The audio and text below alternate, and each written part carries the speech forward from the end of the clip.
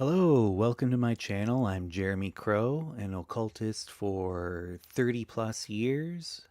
I've considered myself a Luciferian for at least 25 years.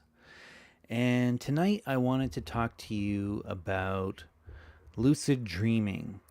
And in particular, I wanted to talk about some of the things that you can do once you're in a lucid dream.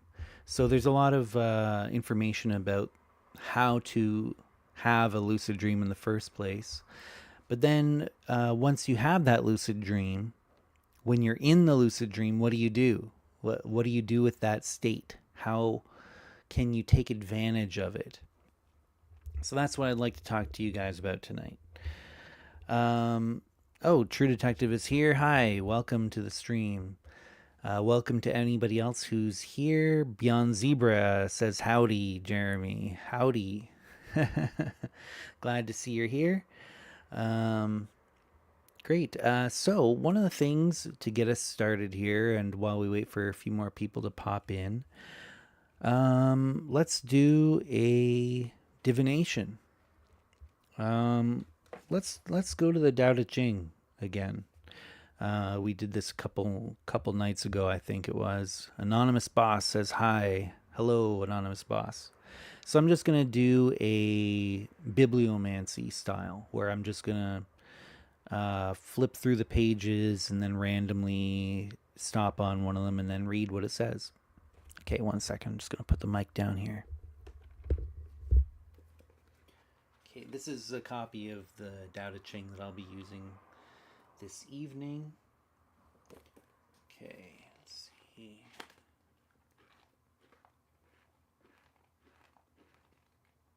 Oh, that's nice. Actually, that's nice.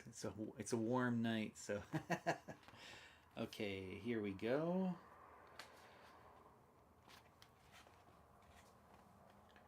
So tonight we have chapter 28. 28 of the Tao Te Ching. Understand the thrust of the yang, but be more like the yin in your being. Be like a valley that parts to its stream. Be like a stream for the earth, and channel it so it flows to the sea. Be newborn, be free of yourself. Be humble, be earthy, be a valley for the whole world. Be a channel for the energies here.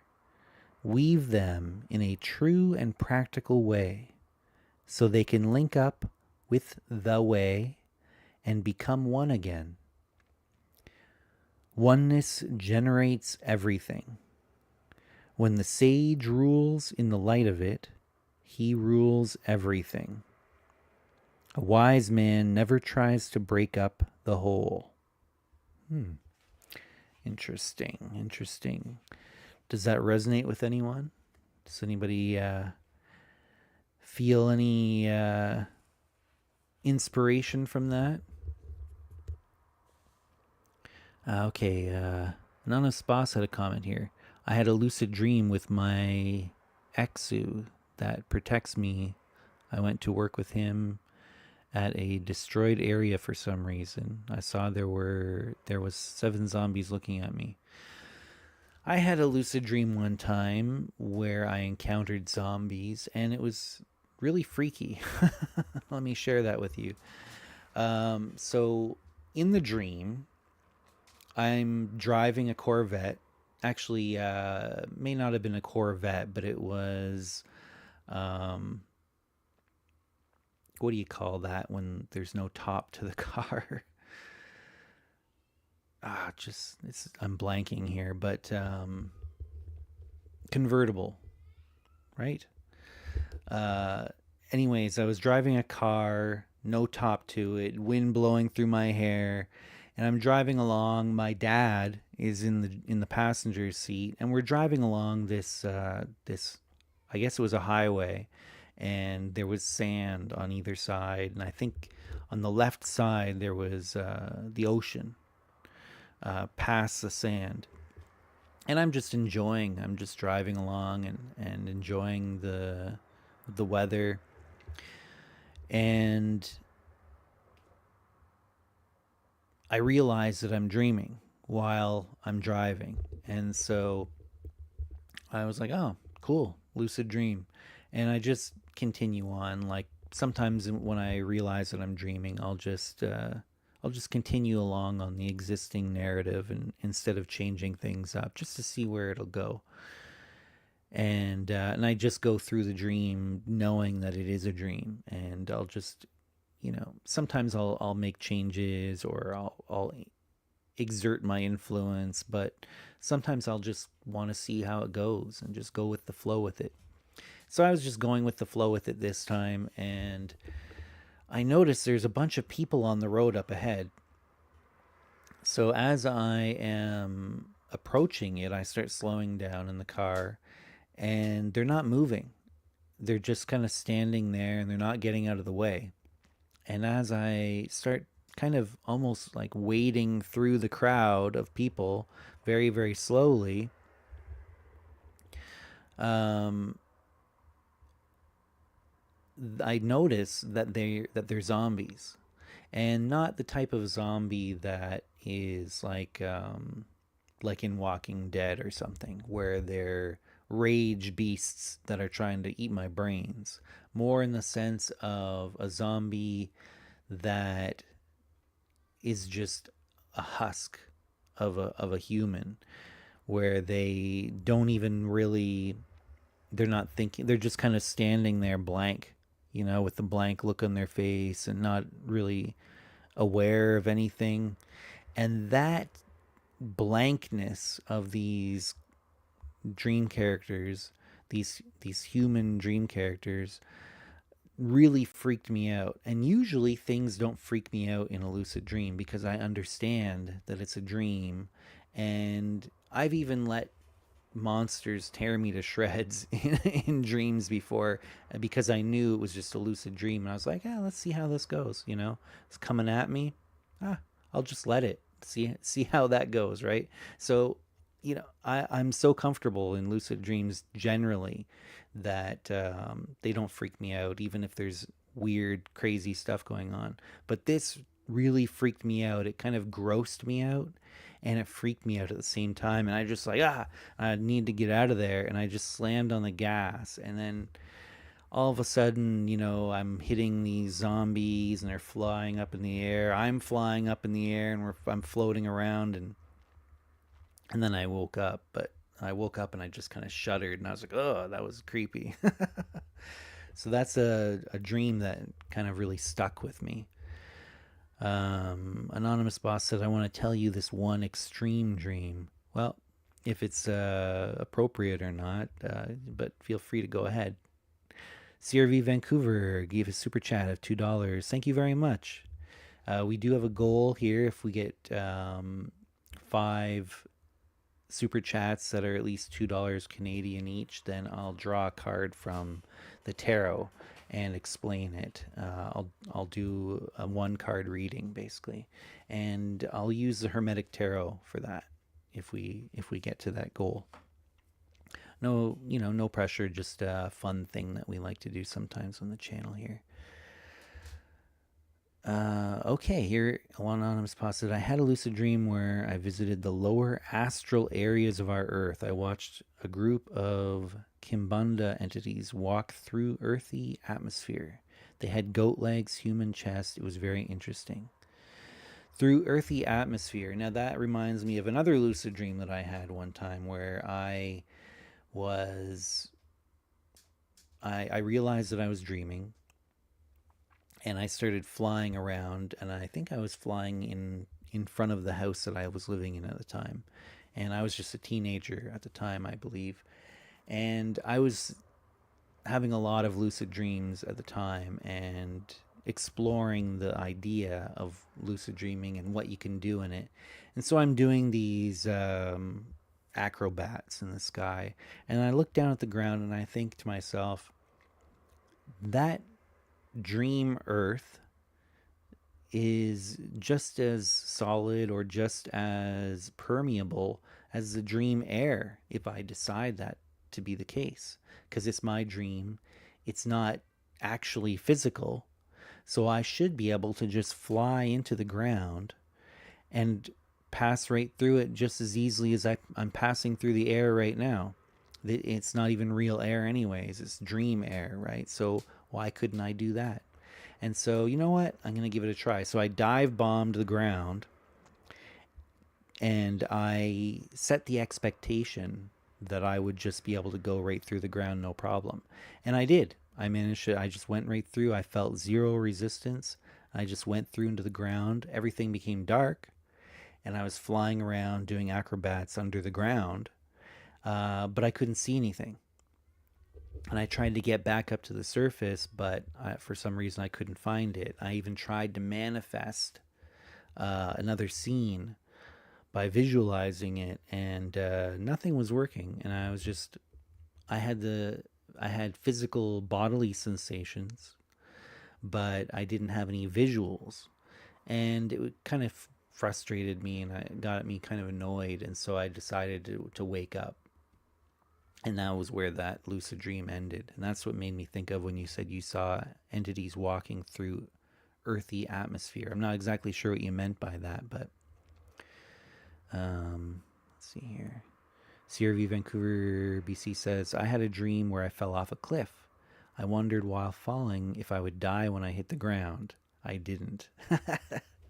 Yeah, there's this persistent rumor out there that if you die in a dream, then you die in real life or waking life. That your physical body will actually die if you die in a dream.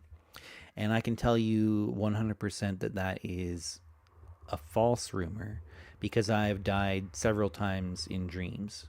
Like I was mentioning earlier, I let a monster just maul me to death in one of my dreams.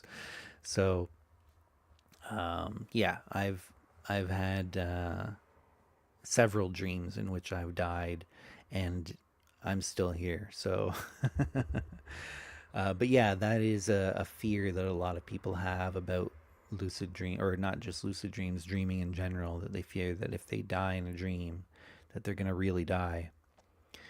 Oh, anonymous boss sent a super chat. Thank you very much. And the super chat came with, my profile pic is the astral entity I work with. Oh, okay, cool. It's hard to kind of see because it's just really small on my screen here, because it's just a little circle. P.S. It's not a coincidence we're talking about the astral realm. True Detective sent a super chat. Thank you very much, True. I really appreciate that. So we're at 3 out of 5 super chats that are worth at least $2 Canadian. Oh, cool. CRV said it was a super high cliff too, that you're passing through clouds. That's pretty cool. Oh, True Detective asked if it was painful. Now, that particular dream, it wasn't painful. I did have physical sensations from being torn to shreds by the monster in the dream, but it wasn't pain. Although I have felt pain in dreams before. Sometimes I feel pain in dreams and sometimes I don't. I don't know what causes that, but that means that pinching yourself in a dream is not a valid test to see whether or pinching yourself is not a valid test to see whether you're dreaming or not. Well, you hear that all the time. It's like, am I dreaming? Let me pinch myself. And that's either supposed to wake you up, which kind of would suck if you realize you're dreaming and you woke up immediately and you didn't get to utilize that lucid dreaming state. Or the idea is that you wouldn't feel pain because it's a dream, and therefore that would tell you that you were dreaming. But, sometimes that might work, and it might trigger you to realize you're dreaming, because sometimes you don't feel pain in a dream. But I definitely have felt pain in a dream before, so it's an unreliable state test.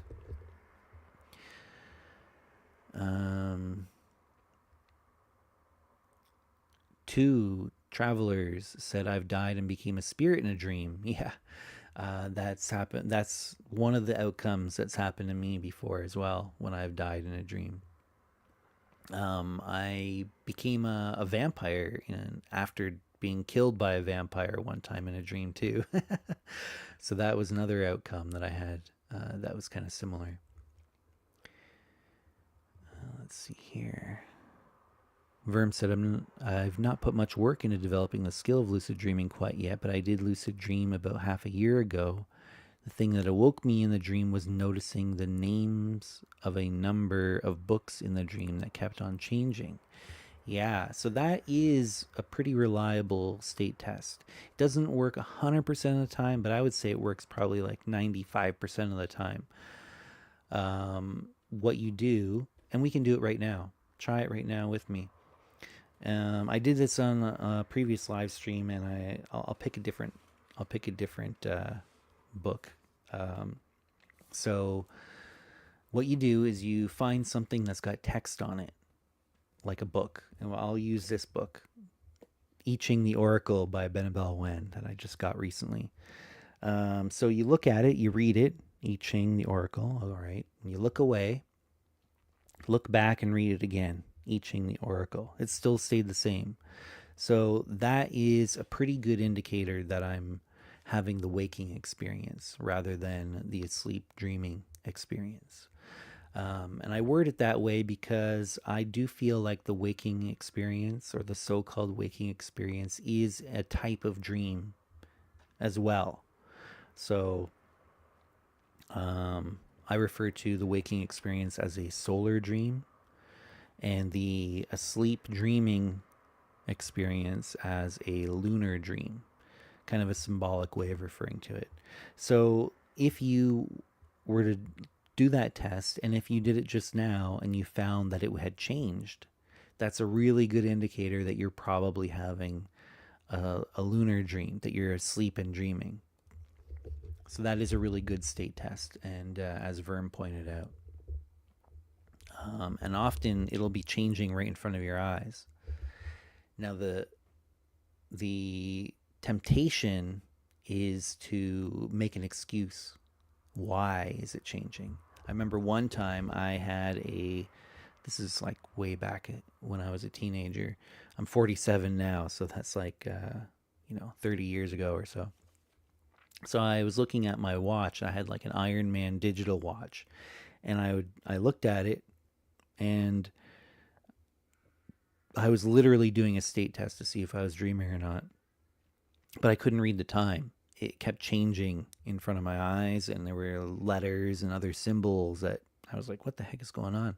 So my battery must be dying, or maybe my watch is broken. And even though I had trained myself to do these tests, I still hadn't gotten to the point where the first thing that came to my mind was, oh, that means that I'm probably dreaming.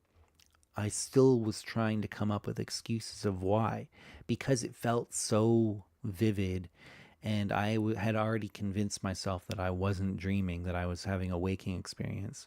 And so my mind went to an excuse for why it was like that. But the more that happens, the more you realize how insidious it can be and how convincing it can be. And you'll be more likely to do your state tests sincerely after that. Now, I don't have a ton of time because after this live stream, I'm going to have a private Novus Ordo Luciferi members meeting tonight. And that's scheduled for about 20 minutes from now at 11:11 p.m. Eastern Time. And if you want in on that, there's a link in the description of this video below that goes to the Patreon for the Novus Ordo Luciferi. And it's just $5 a month, so that'll get you, if you join right now, then it'll unlock those private messages or the private posts. And the most recent post on the page right now has a secret meeting link for tonight's meeting. And tonight it's just a casual hangout, members hangout, although a lot of the time we do recorded formalized lessons on different occult topics where we'll go in depth. But tonight we're just doing a hangout. So let's get into the meat of what I wanted to talk about tonight, and that is what to do in a lucid dream. Now, we already kind of touched on it, and one of those things could be to fly. Now, the reason why before I actually get into it, let me give a little bit of background. So, the reason that I came up with the topic for tonight was because a couple nights ago I did a video on neuroplasticity and how you can take advantage of the plasticity or the adaptability of the brain in order to build in redundancy physically into the wrinkles and folds and neural pathways of your brain by introducing novelty into your life. Some of the examples I gave were brushing your teeth with your non-dominant hand, or trying writing with your non-dominant hand, or taking a different route home from work or school than you normally would. Just breaking up your routine in some way, introducing novelty, and that can help build redundancy into your brain, into the physical structure of your brain. And that way, if you get any kind of degenerative disease or an illness or an injury, then your brain will be able to adapt better if you've built in that redundancy through introducing novelty here and there.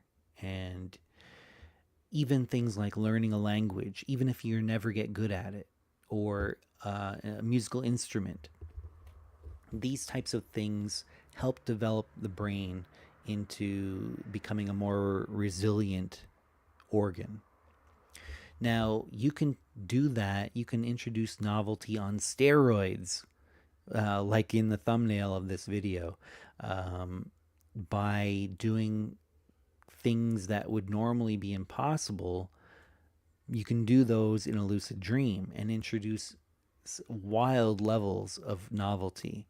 So that was kind of the idea. The suggestions that I wanted to give you tonight are things that are very novel experiences that you can have in a lucid dream, and that can also develop your brain by go back and watch that video from a couple nights ago on neuroplasticity. If you go to my channel and look at past live streams, you'll see it. It's just from a couple nights ago. The thumbnail is like a big orange glowing brain, and it says neuroplasticity. So watch that, and you'll know what I'm talking about. So in a lucid dream, you can do all kinds of things that would normally be impossible, such as flying. Flying tends to be very easy to do. Oh, I see we have another super chat. Thank you, Anonymous. Have you ever worked with any Goetia demons? I have had one of those entities name show up many times out of nowhere for me. One more lucid dream I had was with Valak. I saw her very fast for seconds. Yeah, I have encountered goetic demons intentionally, as well as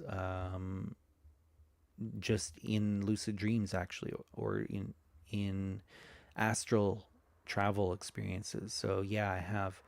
And that's one thing that you can do, actually, is that's one of the novel things you can do in a dream, is you can call forth various different entities, including real historical humans.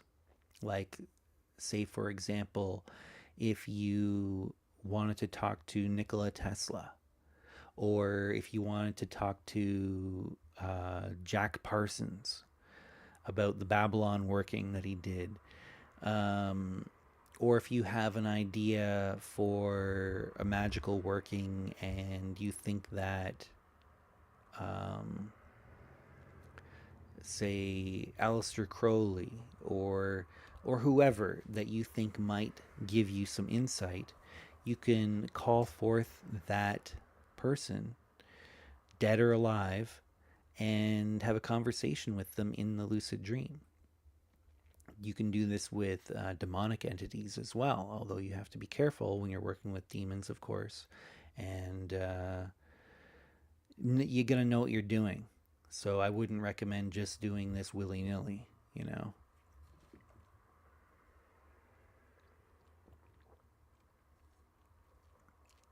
But a lot of work, inner alchemy, shadow work, that sort of thing can be done within a lucid dream, if you know what I'm talking about.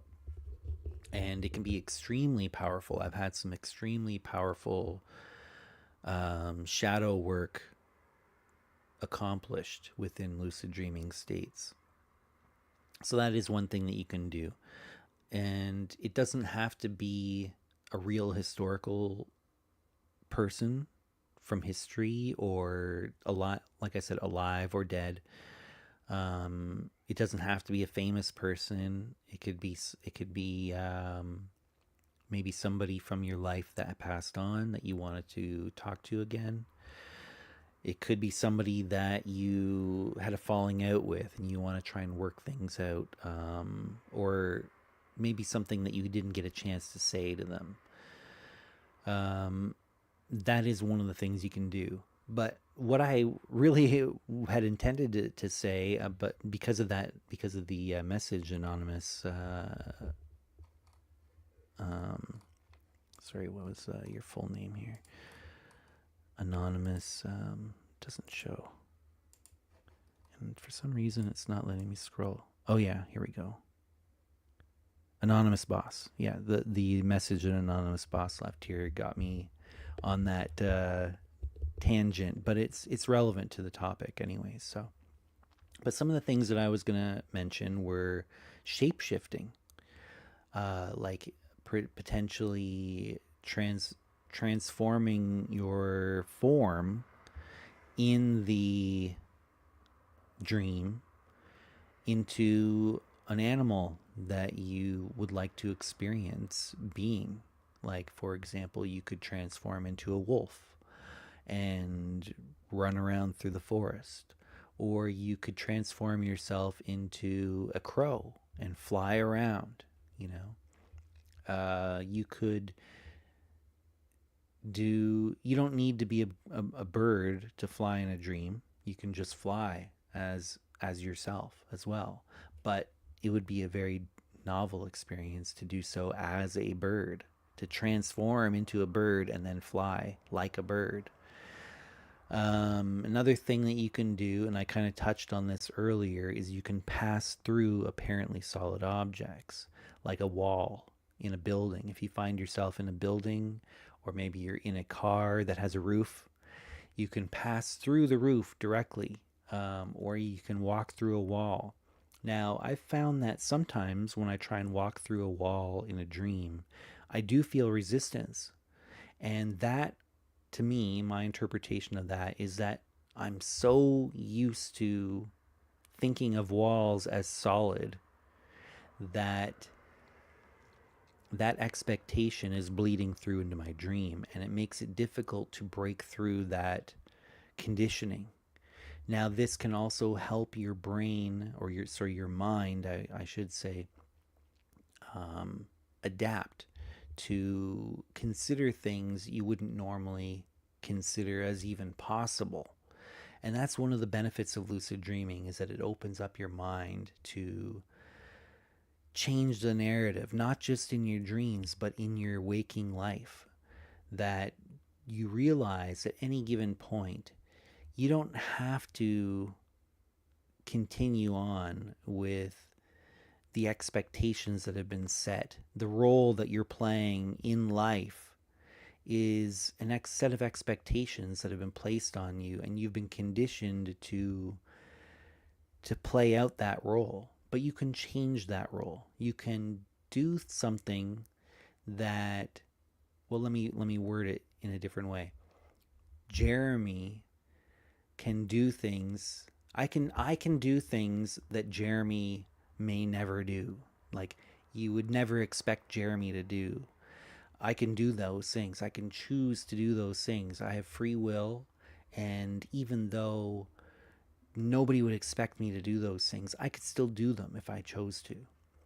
And realizing that power that you have is one of the benefits of frequent lucid dreaming, that it allows you to open up your mind to other possibilities and other avenues of acting and engaging with any situation you come across.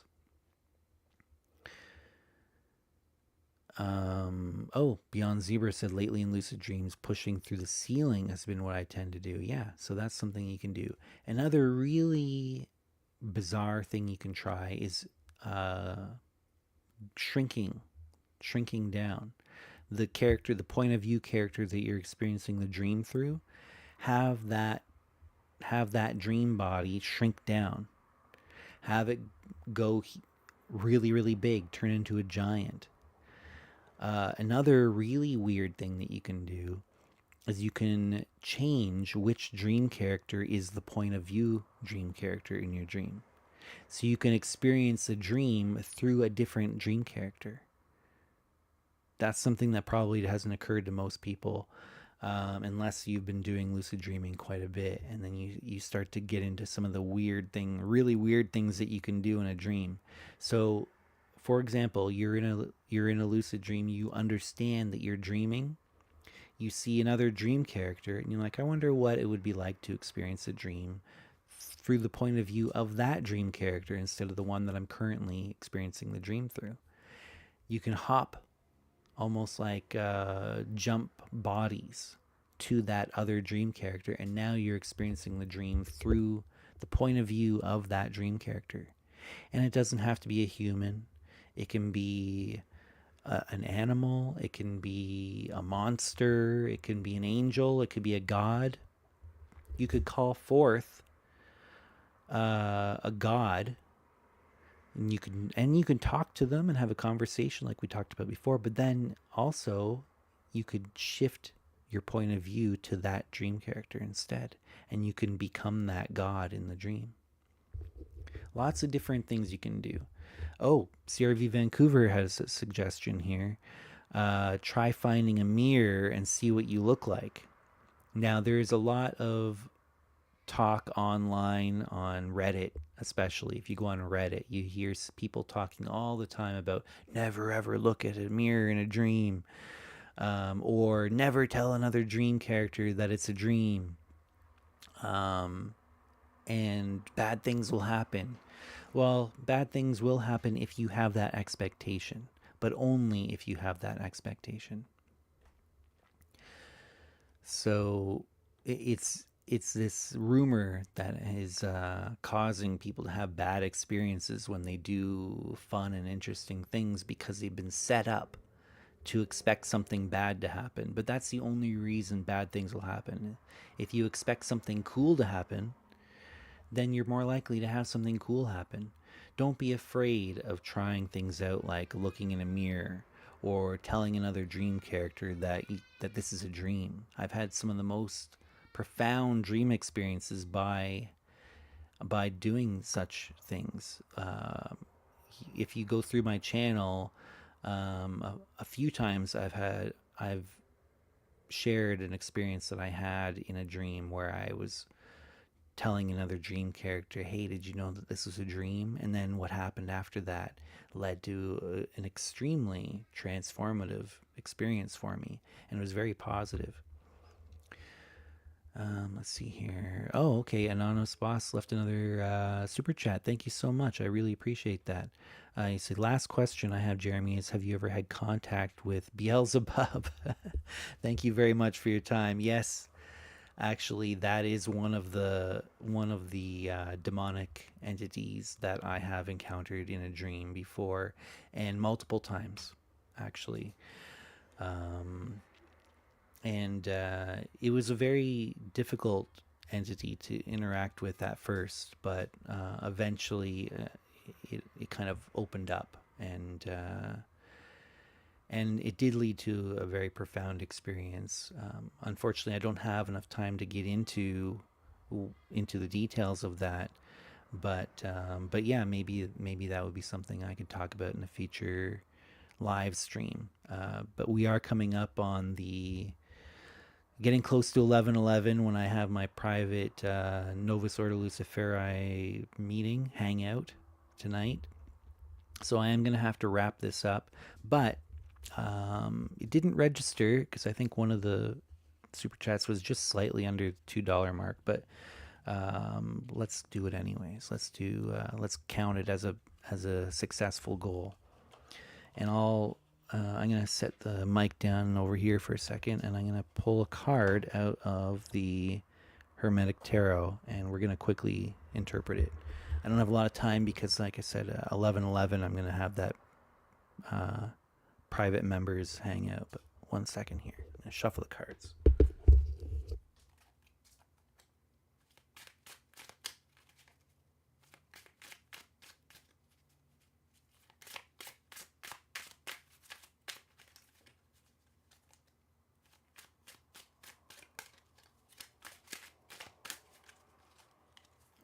We're going to take the card off the top and we'll see what it is.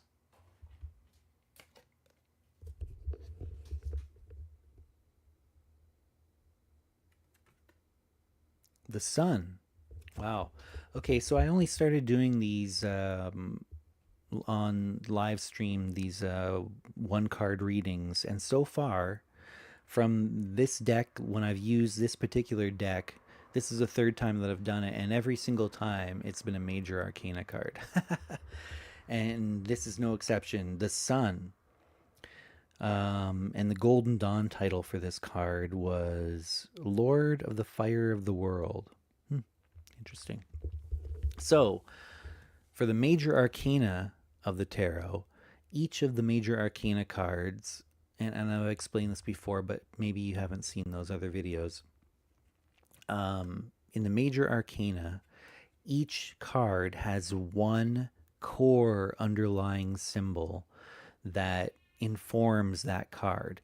It could be one of the three principal elements, water, fire, air. It could be one of the 7 planets of classical astrology, including the moon and the sun. Or it could be one of the 12 signs of the zodiac. That makes up 22 cards in a standard tarot deck like the one we're using here. Now, in my own tarot that I've developed, I've got 3 extra cards, which is 2 extra planets and 1 extra zodiac sign. But in this deck, we're using is a standard 78 card deck. And this is one of the planetary cards, and it is the Sun card. It is the sun that is the underlying symbol behind that one. And which is funny because the moon card, it's not the moon, it's Pisces, which is kind of counterintuitive, but it is what it is. That's tradition, and that's the underlying symbol of that card. Now the sun, that represents a stage of adepthood in a lot of these old hermetic systems of initiation, including in the Golden Dawn. It would have been the Adeptus Minor degree, and it is connected with a lot of these dying and resurrected gods, such as Jesus would be an example. Osiris is another example. And there are plenty of them, but those are the 2 that are usually referenced when we're talking about this, especially in a Golden Dawn context. And this is a Golden Dawn inspired tarot deck. So that represents I like to connect it with the core underlying beliefs and motivations of an individual, and understanding who you really are, and even the quintessential aspect of the self. So hopefully you got some inspiration from that. Maybe it resonated with you, whether you're watching this live or as a replay, as an archive video. At this point in time in your life, maybe that has a message for you. I hope it does. And it's 11:11, so I'm going to have to sign off now. But Thank you so much for everybody who showed up, everybody who gave a super chat. I really appreciate the support that you're giving to the channel. And anybody who showed up here after watching this as an archive, I appreciate that you've stuck around to the end. And if you haven't, I hope you'll click the like button. And if you're not subscribed, please subscribe to the channel. If you're interested in joining the Novus Ordo Luciferi, there's a link in the description below. Actually, there is a book suggestion as well. My favorite book on lucid dreaming. It's got some very advanced teachings. It's the Tibetan book, or sorry, the Tibetan yogas of dream and sleep. Or sorry, I messed that up. The Tibetan yogas of the Tibetan Yogas of Dream and Sleep by Tenzin Wangyal Rinpoche. And there's a link if you wanted to purchase that book. It's my favorite book on lucid dreaming of all time. It's excellent. So if you want to get more in depth and some very advanced teachings on that, check out that book for sure. And until next time, everyone, stay lucid.